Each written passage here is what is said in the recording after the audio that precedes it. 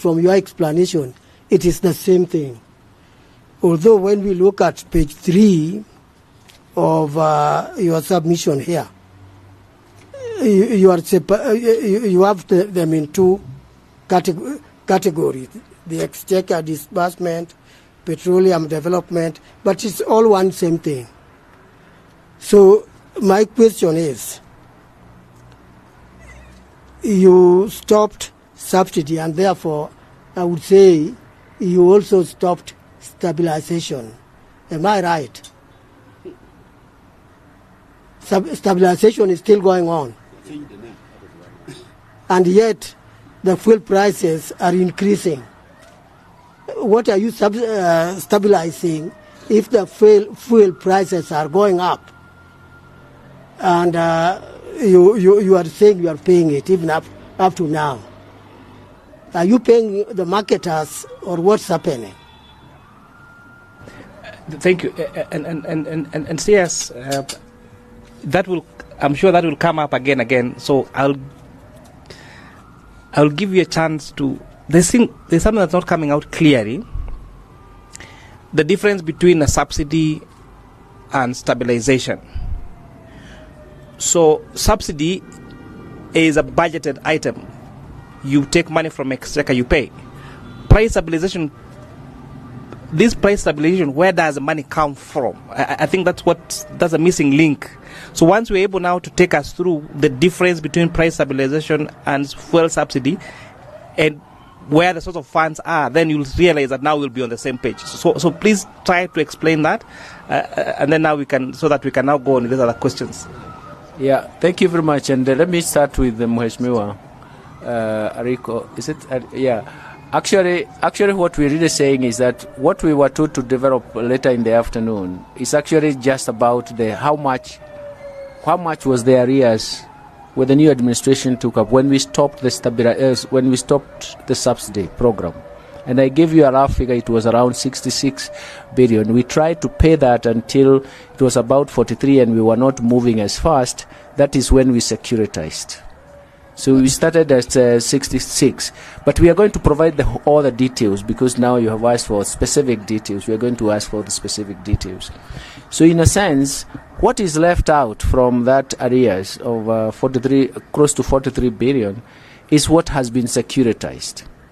So we can also share that information because it was securitized in two tranches. I just wanted to say, the price for fuel, Mheshimiwa, is actually adjusted. It's always at the 14th of the month. That is when these decisions are made. It is made on the basis of, do we have resources that can cushion price or smoothen prices on the 14th of the month from PDL, or we don't. If we don't, then we have to move into request for the exchequer to intervene.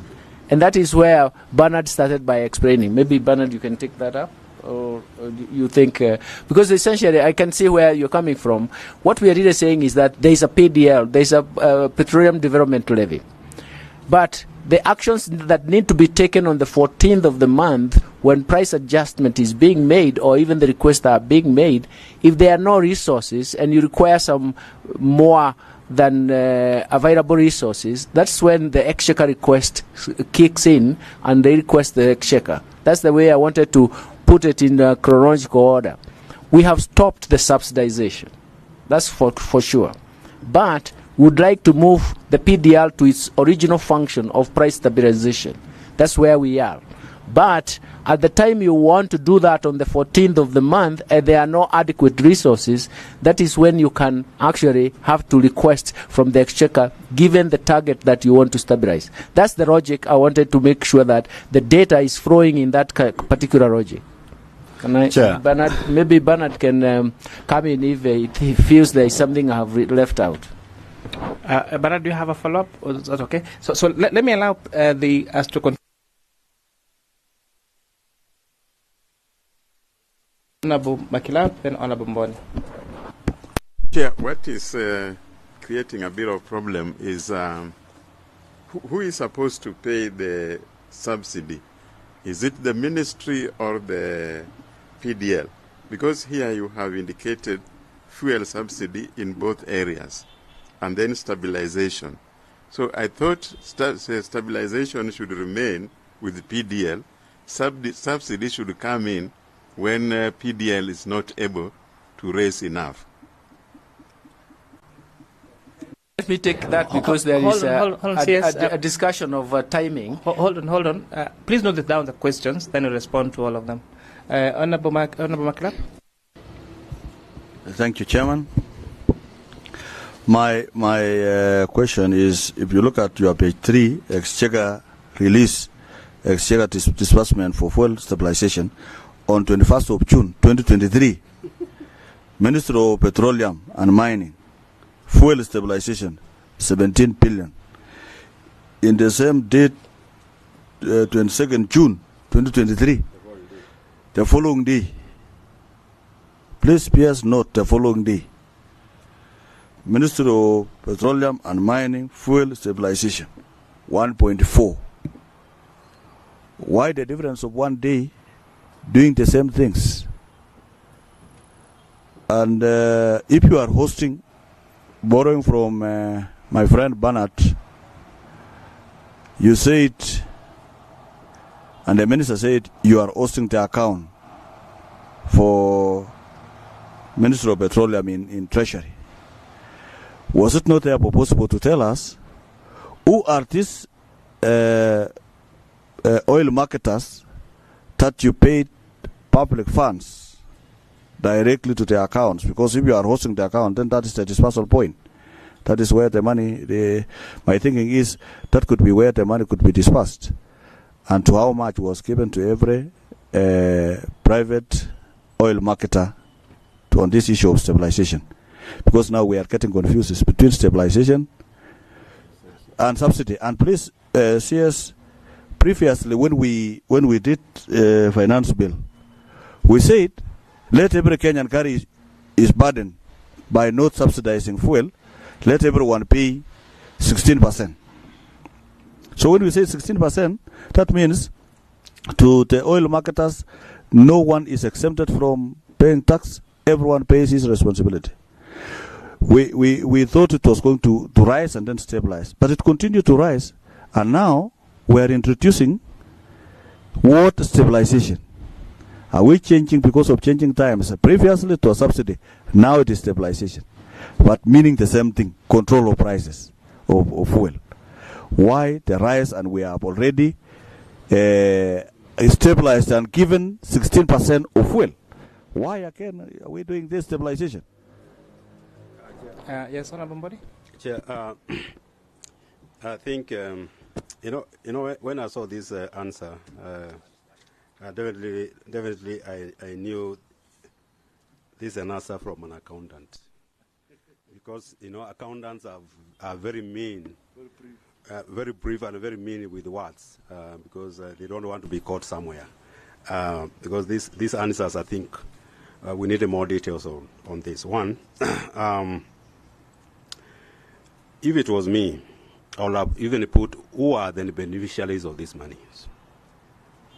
Which companies got this money?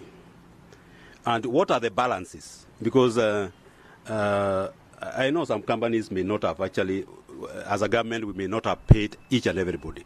What are the balances? So that at least going forward, this country knows that we owe these companies, oil marketing companies, this amount of money, so that it does not bring a lot of chaos. Panasias, just last month or 2 months ago, there was the issue of oil, petroleum, which was somewhere in the seas, and it was the value of that fuel was 17 billion. Now, when you look at the money which was paid on 21st, it's actually the same amount, 17 billion. It brings a lot of people will think beyond what you are telling us. But if you can even see the list of the oil funds which have got that money, and what are the balances, I think that makes a lot of sense. The other thing.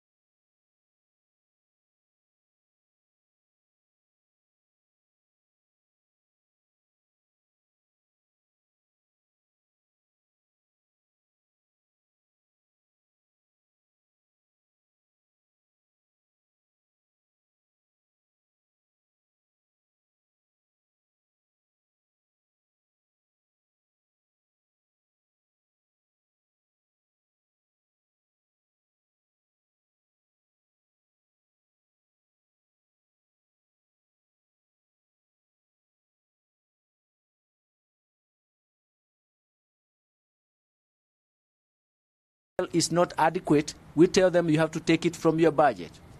That is what we are really doing here, isn't it?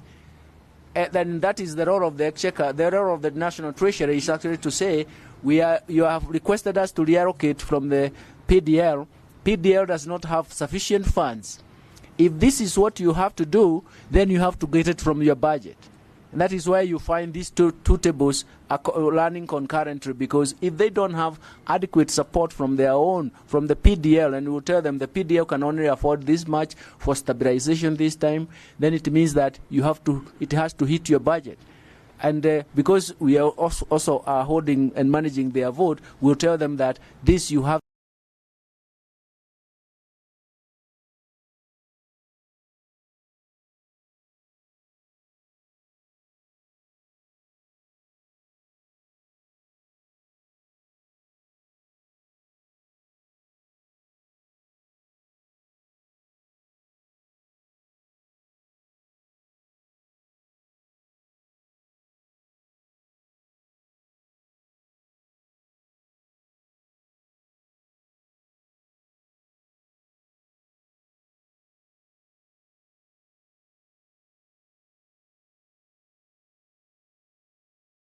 Petroleum Development Levy, but its name now changed from subsidy to price stabilization, because subsidy is meant to go and stabilize price.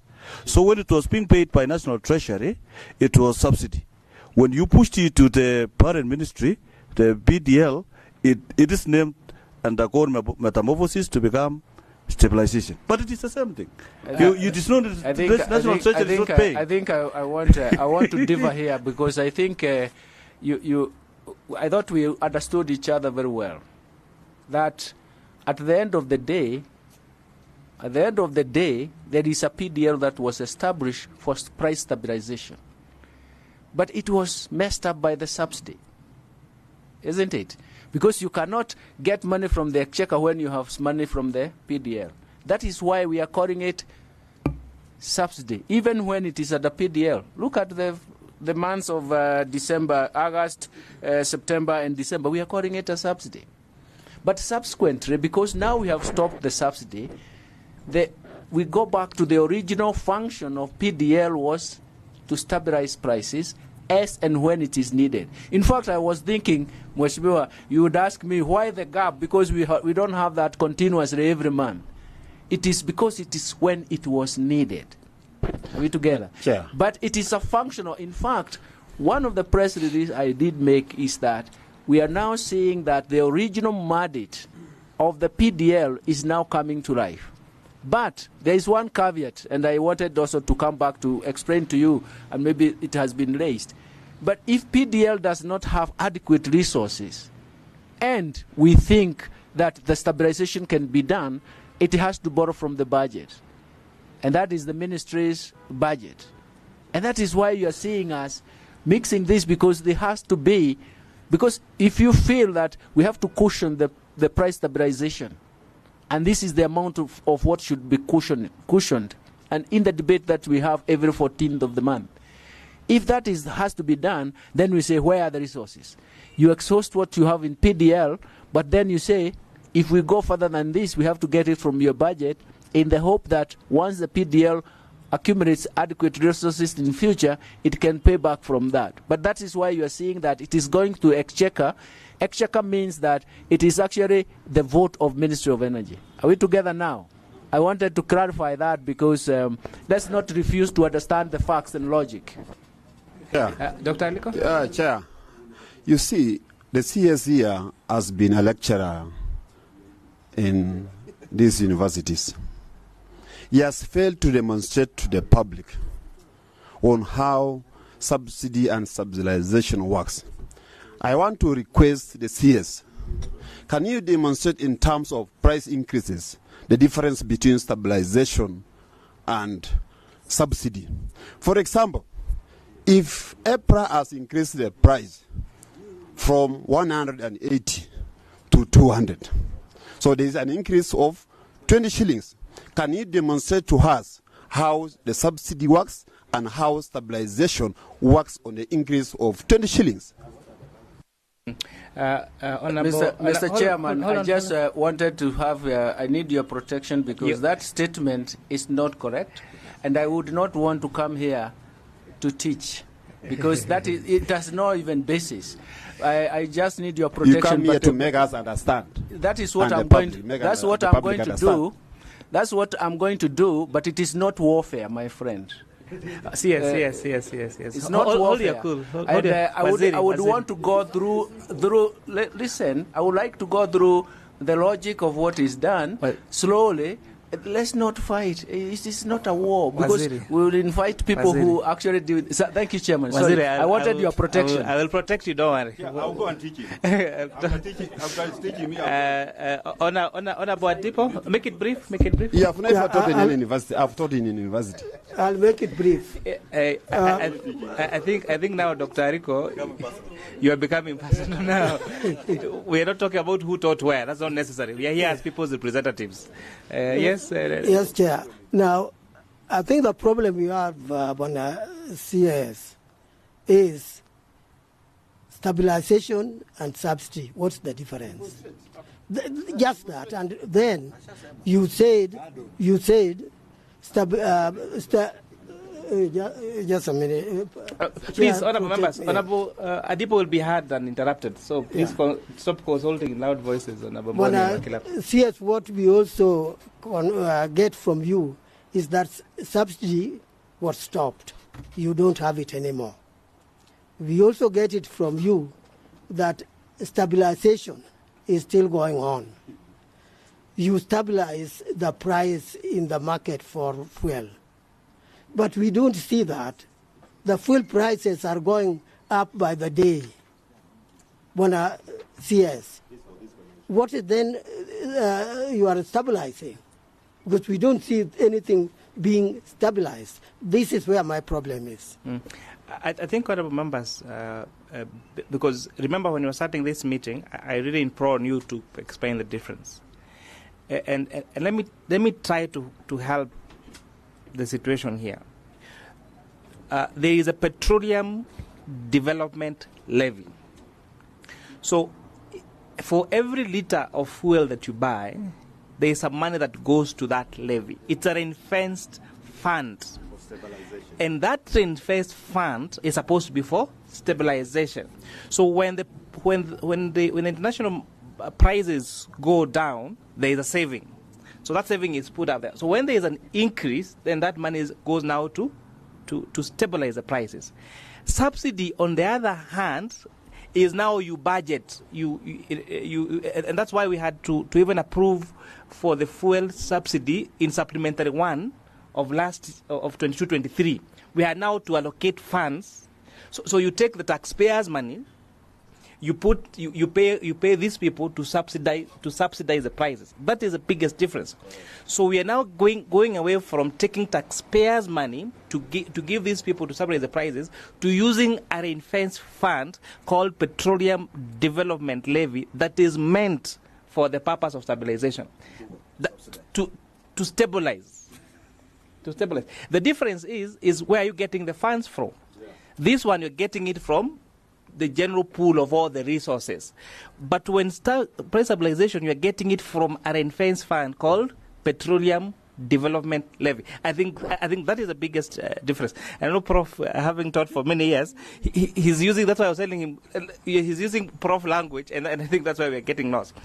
But I think for us to make progress, what will help this committee do is we have provided a list of what payment was made when.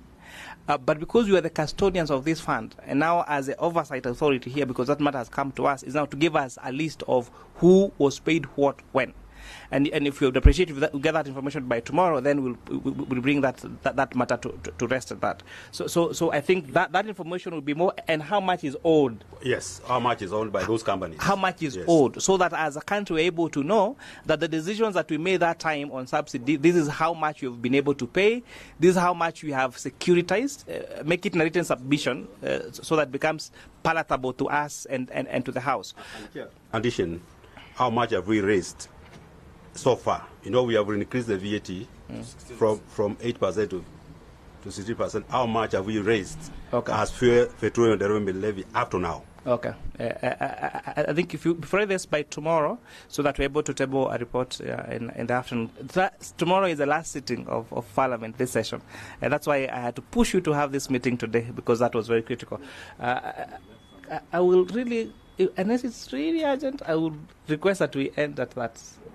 I just wanted to add, the Chair, that you will notice that this expenditure is for last financial year, 22-23. What is the position 23-24? Although you'll notice, like the 16 billion was paid 16th of September 2022, 6 billion 14th December 2022, 10th January 3 billion 2023. Oh yes, I get what you mean.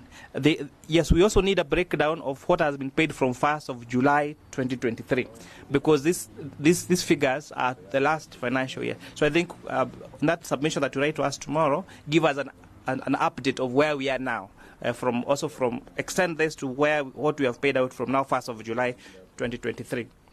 Thank you, Chairman. I will do that. And I also asked, we will write to the Minister, we have to write to the Ministry of Energy, because we need to get the list of those people who they paid. But I will also ask them one more question. I'll ask them to give us a counterfactual if they did not stabilize the prices. What would have happened? Because then it will satisfy his point. Then we say also in stabilization, what you also look at is cross-stabilization across prices. That's something that what is the objective? The objective in most of the analysis that we do is to make sure that diesel prices, which is going to hurt, it's both an input and it's also the public transport, the transport system is going to be affected. So essentially, you'll find that if diesel prices is the one rising faster, it is cross-subsidized across other products.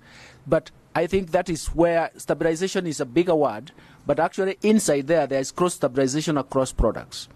But that is the most important thing. But what I'll do is to make sure that we can have a counterfactual. What would have happened if there was no stabilization, including cross-stabilization?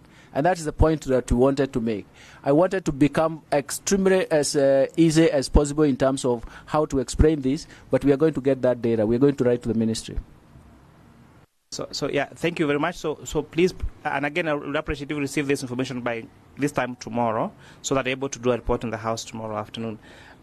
So I think we bring the matter to rest on that. So the second question was on cryptocurrencies. I will leave the Honourable Mboni to chair that session. We are moving some amendments on the House on the Committee of the Whole. So now I have to rush the other side, but I'll leave in the able hands of the Honourable Mboni to chair the rest of the session.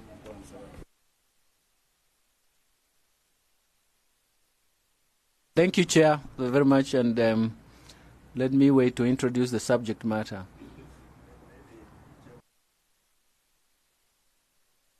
Something good here is that you ask the petroleum people to also explain why, when we put a lot of money on stabilization, when you put money on stabilization, the fuel prices must become stable.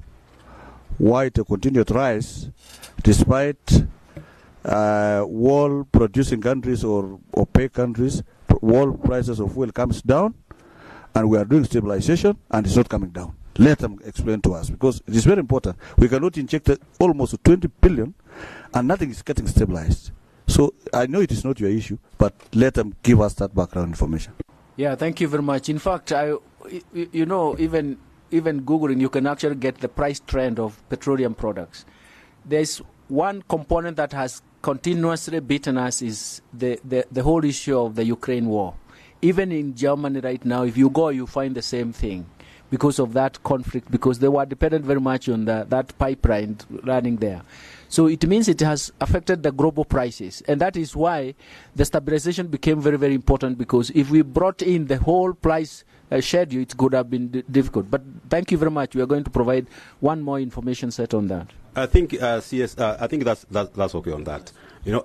This issue of oil prices, I think is also an issue which need to be discussed.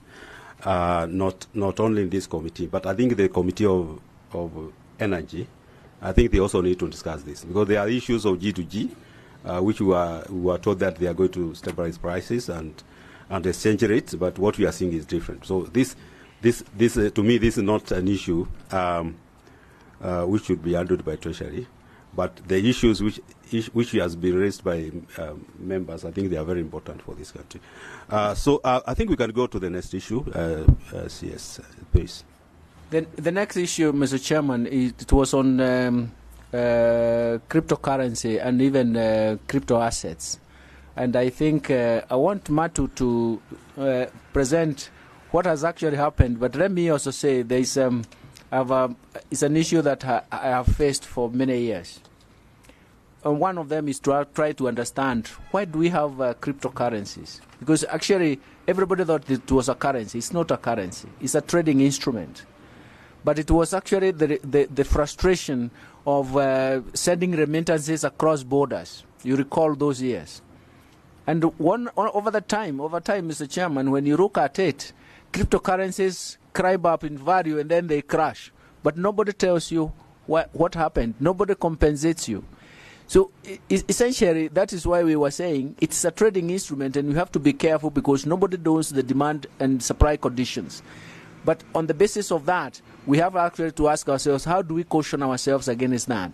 Most of it has been to warn people from buying those assets because as long as we do not know how to influence the supply and demand conditions, then there's very little we can do.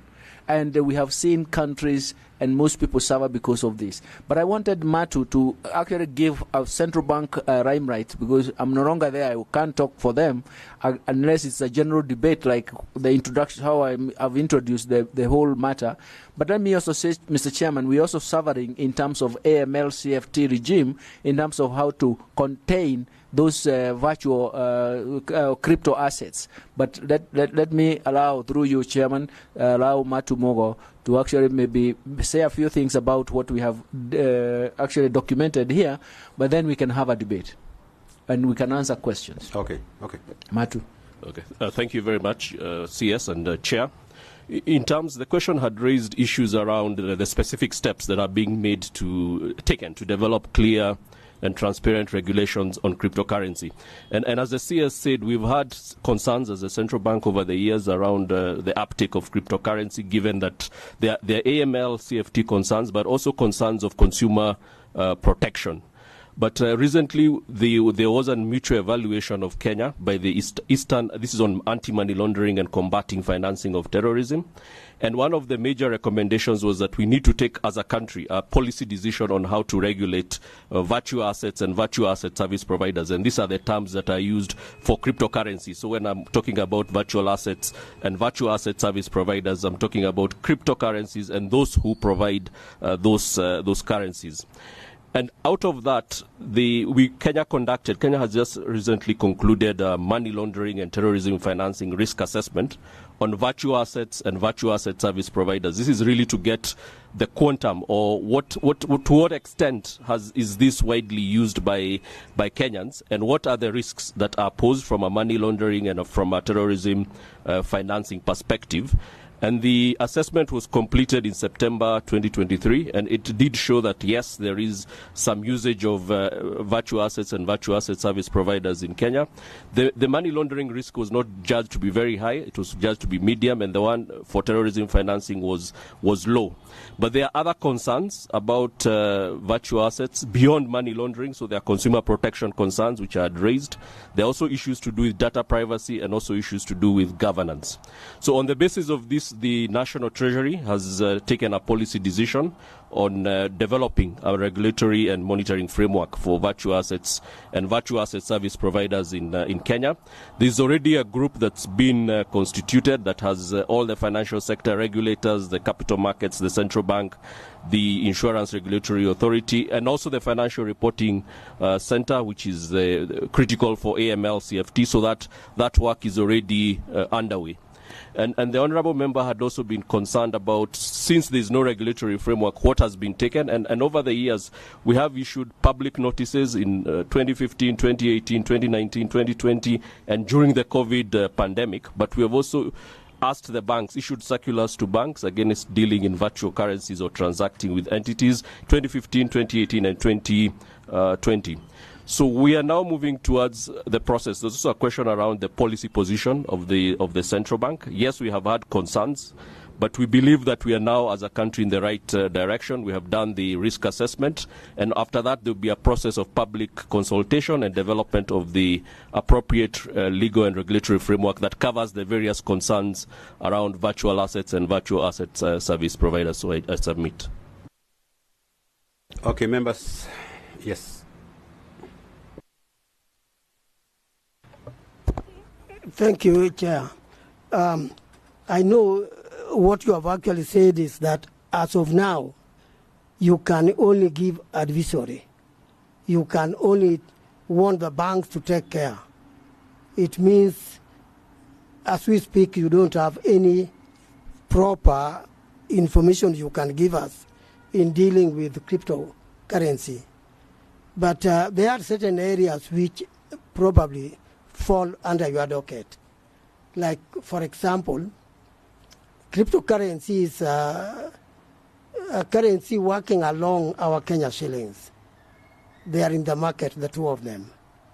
You control our economy through the use of Kenya shillings, because the supply and demand for Kenya shillings is under your control. You can be able to control our economy through that. But crypto you can't. My question, to what extent is cryptocurrency affecting the use of Kenya shillings and our economy? Because that one falls under your market. What I want you to tell me is historical, really. What has been the situation? Does it affect our economy as people use it together with the Kenya shillings? Yes, Paulo. Yes, my question would be, and more direct, is that now what would you be advising Kenyans? Are you now telling us that discouraging the use of cryptocurrencies in just one statement, or are you advising them to use it? What would you actually stand in for? Thank you. Chairman, Yes, please. honestly speaking, I have never seen a cryptocurrency.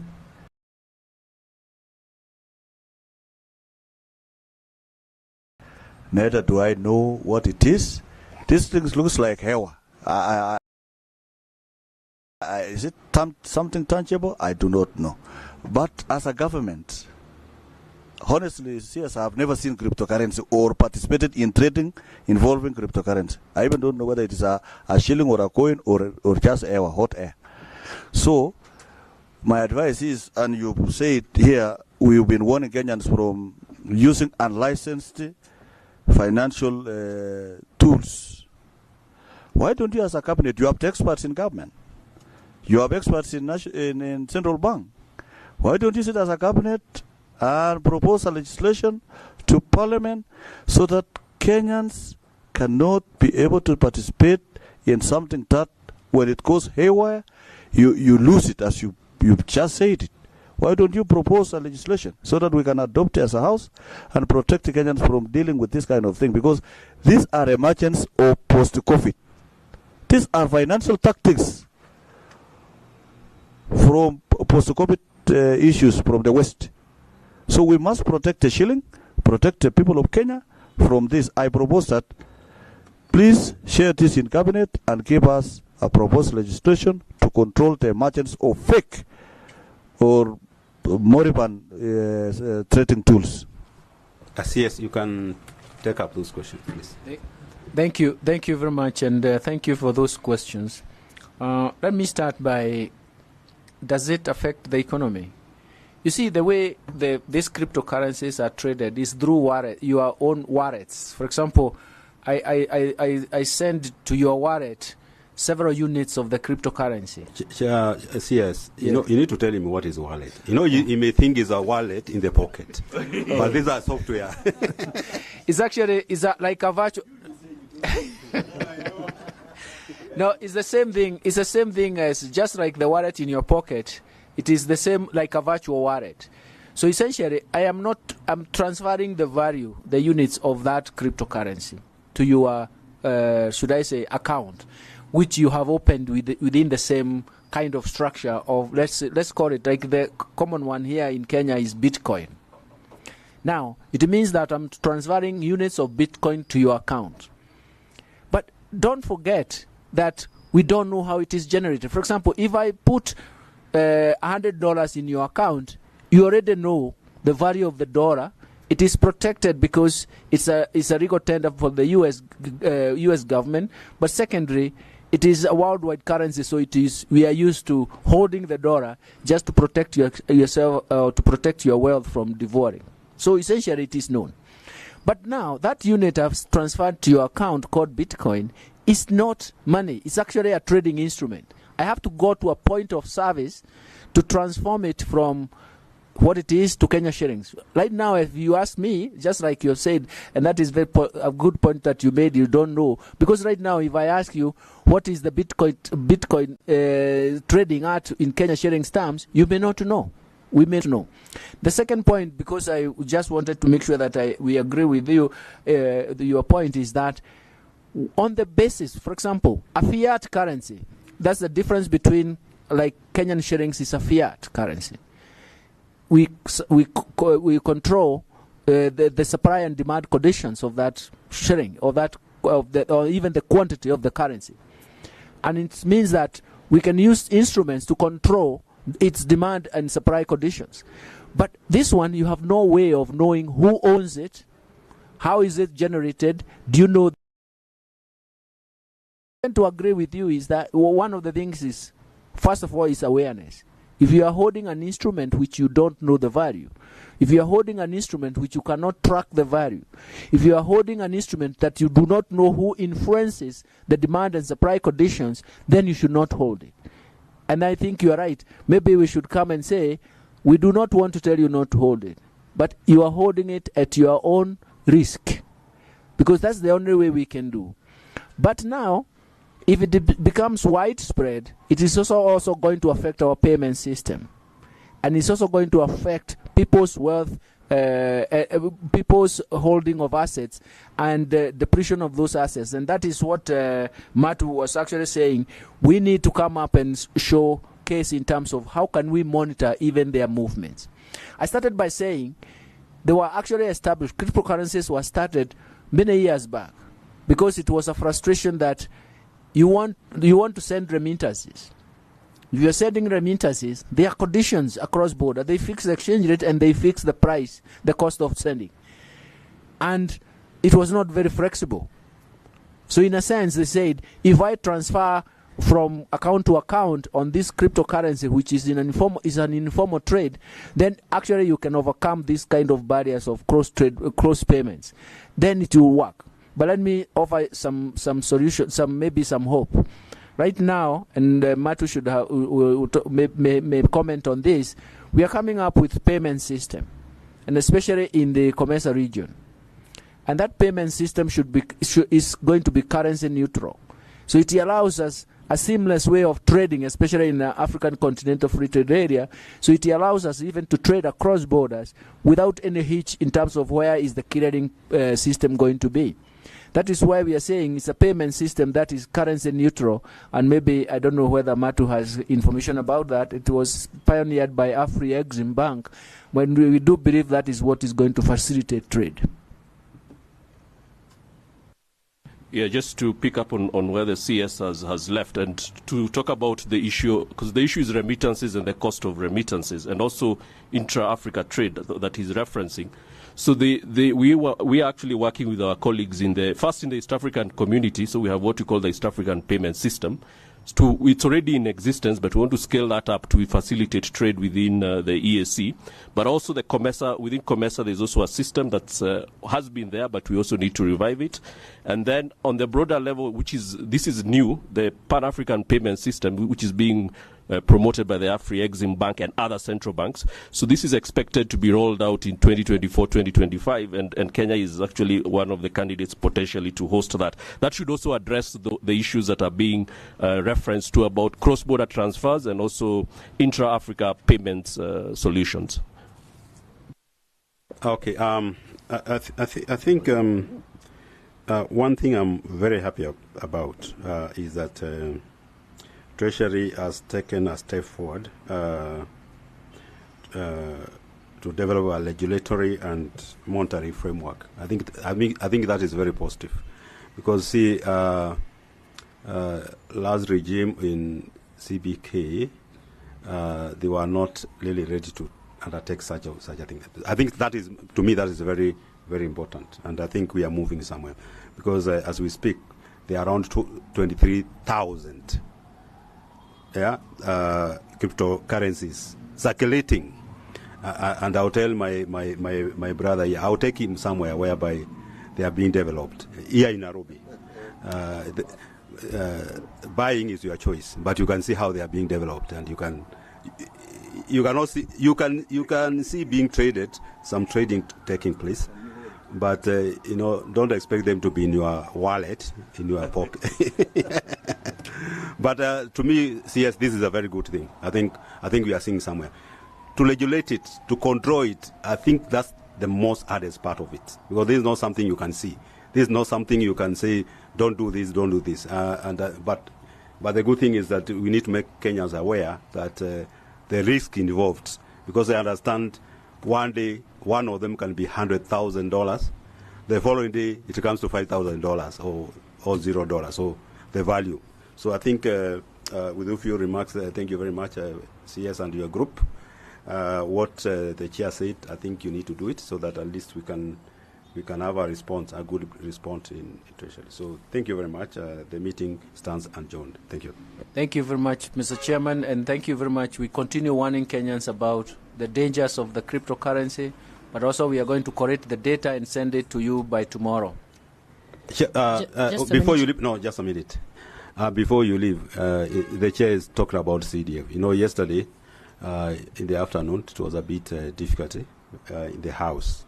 The House was adjourned because there was no quorum. Members walked out. Everybody is worried that we are going on recess for 2 months. Up to now, we have not got CDF money. Children are going to school in January, and most of the children, they depend on these the bursaries from CDF. Maybe you can give us a statement on that, because the first thing we are going to be asked is that we met with the CS. What did he say? Thank you. Yeah, thank you, CS. So it's just a rider on that. This has been a thorn in the flesh for many Kenyans, and as Bwana CS issue of NGCDF funding. And the other time, you remember the last time when we were in Mombasa, it also brought a stalemate. I don't know why it really has to keep on recurring this fund, this disbursement, yet it is quite sensitive for members and it is quite sensitive for the country. So probably as you respond, you would also like to see in future, would not like to see these kind of ugly scenarios, especially on this particular fund. Thank you. You can go on, please. Thank you, Mr. Chairman. Let me say this, and with a lot of humility, because I've just come. I came in very late last night or early this morning, and I was coming from COP28, and we take advantage of the COP28 to actually talk to bilaterals, and that's why His Excellency is actually in India right now. The message is very clear for us, is that things we don't know. The other day I was saying, kwa nini hii dunia imetuthuru namna hii? We have to understand, it is our country, dear members, and we have to understand. I narrated the whole situation. We had a big session where I said, in 1 year, Kenya has gone into two extremes. There's a severe drought, and now there is El Nino. In both cases, we have reallocated budgets, a supplementary budget, and recurrent budget, and even development budget to save lives in both cases. At the same time, because those extremes also create a recession, we are not getting adequate tax revenues. So you can imagine, in fact, if the chairman can tell you, when you devour the development budget, it means that you remove the capacity for even future growth. So in a sense, we are struggling just to be on the same position. And that's why we actually, that's the same message I had in Marrakech, was that we are facing a serious liquidity crisis, and that is why we can't come in as fast as we would like to. But it's not a solvency problem. But sometimes people are rushed to say, we want the money today, otherwise you are dead on arrival. Sorry for using that word. But you end up taking measures to solve the problem, but those measures are not well coordinated, and they can actually ignite solvency challenges. We want to avoid that. But we are working very hard so that even before Christmas, we make sure that we make some few steps. By the way, I can tell you, we are even having trouble with salaries. We are clearing salaries with arrears. Okay? You know, just imagine that. The first thing we can do, and you are familiar with this story, is that we cannot default on external debt because our credibility is going to be ruined. It takes the first charge. But the team in the Treasury are working very hard. In fact, that's what I started looking at in the morning. I was even called by the governor in Nairobi County telling me that, look, I'm going to be impeached. What are we going to do? I have not given salaries. You can imagine it's a liquidity issue which is short term, but we are going to get there. We are going to get there very soon. We are working very hard round the clock to make sure that we are doing that. Most countries have recognized what kind of the economies like ours, especially in the Horn of Africa, are facing the same problem, and they are coming up with budget support. We are signing supports from different countries. So we are going to ride over this.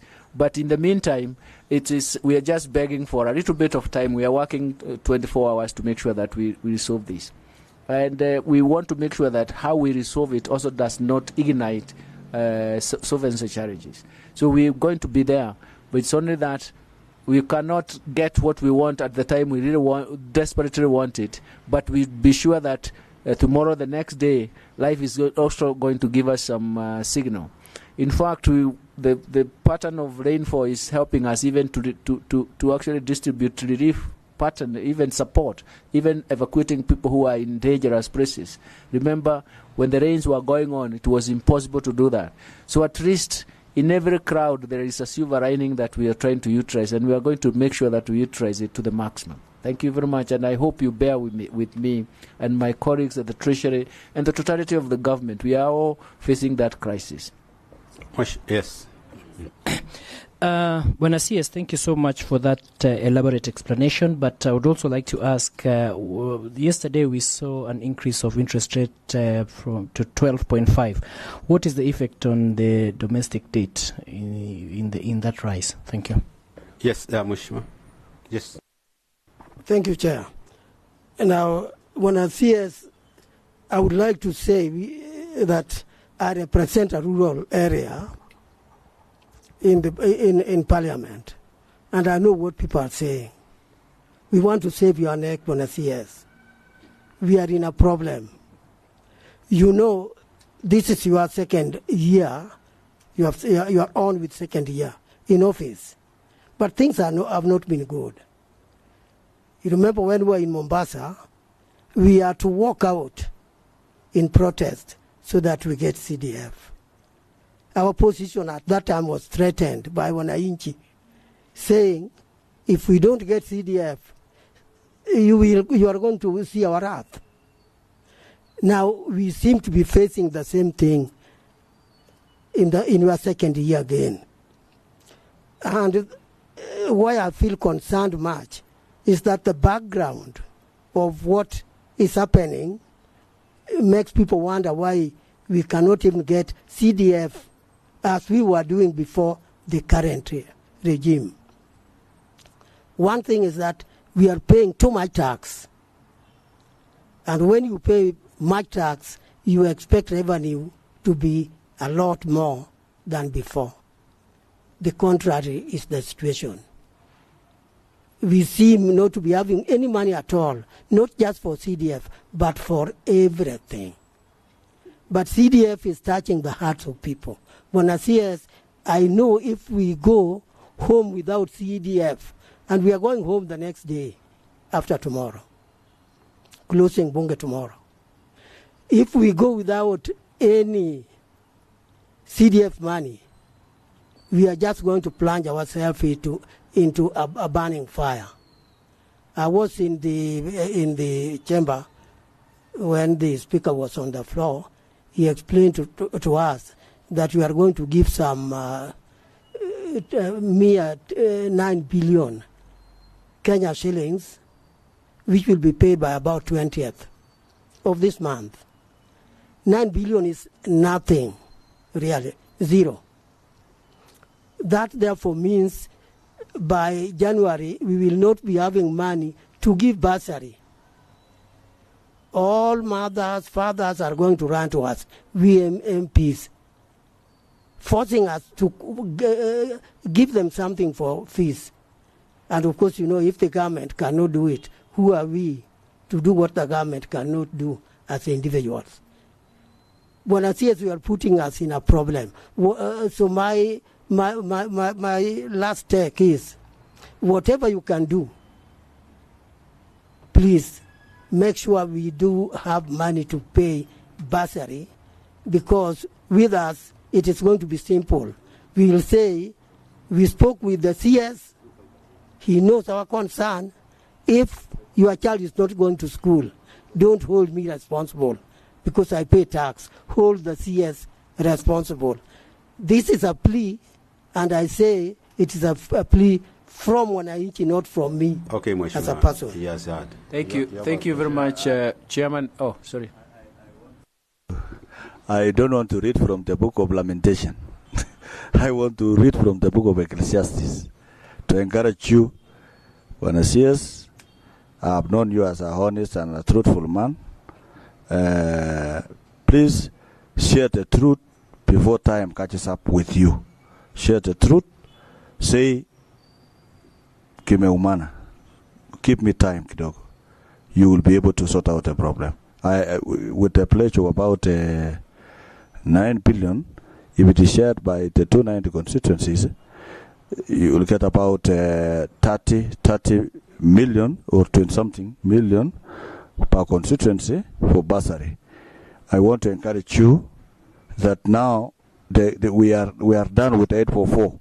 So the class 8 30 exams, they have no chance of repeating because the curriculum behind them is completely different. So all of them must proceed to high school. What does that mean? It implies that there will be need of bursaries for many, many Kenyan children because they can't go back there. So I encourage you to push a little bit. If you can be able to double that to 18B, or just work on a percentage between 40 to 50% release. You can suspend the money that you want to give to subsidy, to push the sugar cane and other things, suit the children of Kenya, because that is the fabric of this nation. That is where it holds. I want to encourage you to explore options before Parliament start giving you serious demands to hold some things can hold. Even the fertilizer subsidy that we gave budget of about 8 billion can hold because it is meant for the next season for fertilizer. That's around March, April. But children are January 39. So there are things in this budget that you can hold for the sake of the children of Kenya. So offer to you, CS, continue being truthful, but that truthful should always come in good time. Okay. Thank you very much, and I've heard you, I've listened to you. This is a new administration. The other one is the regime. Please, let's make a difference. But the new administration faces the reality and tells the reality the way it is. But we are also sure that the world has mistreated us quite. For 1 year, you can see the extremes. But let's hold on. We are trying to everything, just like you have said. Anything that is possible that can be done will be done to make sure that we don't get into that situation. The second one is that, Mheshimiwa, everybody is complaining that the exchange rate depreciation is actually feeding into domestic prices, which is pushing inflation. You have seen the question I was asked in your committee the other day, Mr. Chairman, why are we coming to the supplementary in the first quarter? What didn't you know? And I gave 2 examples. One is the devastating consequences of what we are facing but the other one was actually the exchange rate movements and international interest structure is actually amplifying our external debt repayments and had increased our debt by 145 billion. That is close to 0.9% of the GDP, and it was threatening to raise our deficit from 4.4 to 5.3, which was unacceptable. In the end, we were only able to accommodate 0.3% to 4.7%, but it means that we have to raise 0.6%, that's about 90 billion, and we can raise that by, one, lower the expenditure by that amount, or look for resources elsewhere. That's why our leaders, His Excellency, is very busy contacting our friends so that we see how we can ride over that. So it means that we need a drastic policy action to halt this movement. But of course, I don't like talking about monetary policy a lot because the gurus are here. You know, I'm conflicted because I was a governor of the central bank. And I think those days, I think were those days, you see, you don't want to leave part. But I think Matu, do you want to mention what you anticipate with this? Because it's very important that he has mentioned it. What do we anticipate to achieve with this move? Do you want to say one or two things? So I think the rationale for yesterday's decision is, as the CS has said, so the issue is to slow down the exchange rate depreciation and also reduce the interest rate differential between ourselves and the advanced economies, because we have been losing, foreign investors has been leaving our markets given that differential. So that's the ultimate aim, to address that exchange rate differential and the depreciation, and also the impact of the cost of living. So ultimately, it's expected to benefit the countries. That's what I would add. Very much. CS, you should not shy away from commenting on macroeconomic things, because I still believe you are the best macroeconomist in this country, if not the world. Let me appreciate the work which is going on in Treasury. You know, in April when we were in IMF World Bank talks, the talk was that the world was being surprised that we have not devoted in paying loans. I think that's actually the way they were saying is that after Ghana and Zambia, the third one was Kenya. But I appreciate that we are moving, because you see, when we were there, I happened to talk to people from Zambia and Ghana, and you know what they are saying? The government officers have been going without salaries for 6 months, because who want to loan somebody money who cannot pay? So I think that's a very, very good job which you are doing. But the issues of CDF is also very important. These members are scared of going back to home, and especially the new members. You know, the new members, they have nothing to hold on. So just work on something. If you can raise the 9 billion, that will be very important. And I understand, is it World Bank or IMF? They are giving us 100 billion for budget support. I don't know when, but if you get that one, make sure the CDF gets something. Actually, you are right, Mr. Chairman. We have already concluded with the World Bank. The World Bank is almost concluding. The IMF is going to the board. But we also have talked to other countries like China. The president is just coming today from India, and we have talked about the same thing. I was in UAE. We had a whole meeting on Sunday morning on the same. But because everybody believes that once we ride over these shocks, we can ignite the growth momentum that we actually anticipated. Thank you so much for the faith. And also make sure you pay the Eurobond. Yes. Thank you very much. The meeting stands adjourned.